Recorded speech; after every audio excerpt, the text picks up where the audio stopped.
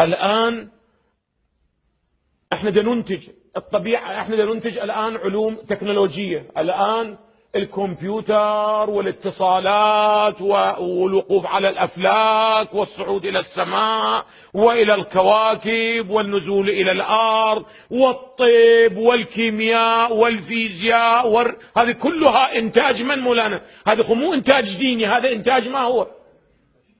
هذا إنتاج بشري وإنساني عزة، إنتاج بشري. العلوم الاقتصادية، العلوم الإنسانية، العلوم الإدارية، العلوم الاجتماعية، العلوم الإداري، العلوم الإعلامية، هذه كلها هذه بينك وبين الله. هسه اكو بعض المتخلفين يقول هذا كله موجود بالدين. انا ما ادري ليش هذا كله موجود بالدين، ما يطلع، احنا ما نطلعه وما نستخرجه الا عندما يستخرجه الاخرون يقول هذا عندنا موجود. هذا تخلف اعزائي. اذا هو موجود عندنا ليش احنا ما استخرجنا؟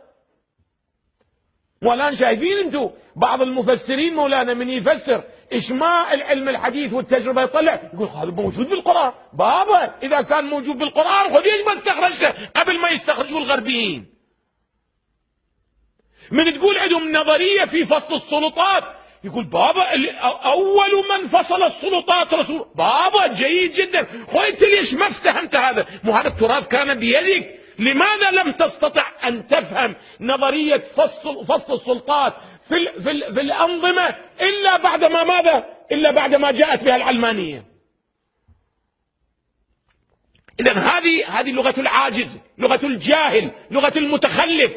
إيش ما يستخرج هناك نقول إذن موجود ماذا؟ موجود في القرآن. لا يا أعزائي،